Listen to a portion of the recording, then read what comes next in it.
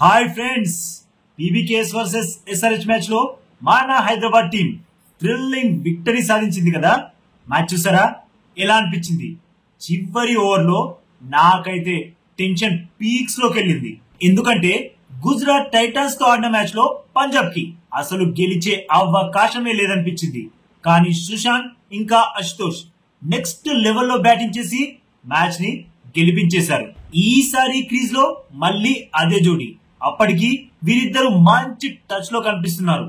వీళ్ళు క్రీజ్ లో ఉంటే ఏదైనా చెయ్యగలరు అనిపించింది. అనుకున్నట్లే ఫస్ట్ బంతికే భారీ షాట్ కొట్టేశాడు. బౌండరీ లైన్ మీద ఉన్న నితీష్ క్యాచ్ పట్టేశాడు అనుకునే లోపే చేజారిపోయింది. అది 6 గా మారింది. ఆ తర్వాత ఉందు 2 వైడ్స్ వేశాడు.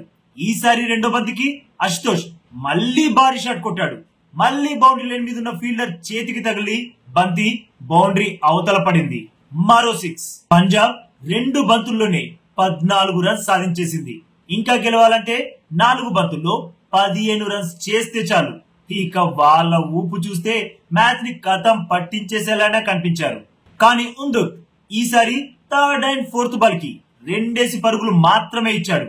బట్ 5th బాల్ మళ్ళీ వైడ్. దీంతో సమీకరణం 2 బంతుల్లో 10 రన్స్, ఒక 6 ఒక 4. కోడితే పంజాబ్ గెలుస్తుంది, అడ్డుకుంటే మన హైదరాబాద్ గెలుస్తుంది. 5వ బంతిని అశుతోష్ బలంగా బాదాడు. కాకపోతే డిస్టెన్సే రాలేదు. ఆ బంతి నేరుగా ఫీల్డర్ చేతిలోకి వెళ్ళింది. బట్ త్రిపాఠి ఆ బంతిని చేజార్చాడు. అంటే ఒకే ఓవర్ లో 3 క్యాచ్లు మిస్ చేశారు మన హైదరాబాద్ ప్లేయర్స్. కానీ ఆ 5వ బంతికి ఒక్క పరుగే రావడంతో ఊపిరి పీల్చుకున్నా. ఎందుకంటే ఇక పంజాబ్ కి గెలిచే ఛాన్స్ ఉండదు కదా. అందుకు ఎందుకంటే ఒక్క బంతికి 9 పరుగులు కొట్టలేరు కదా.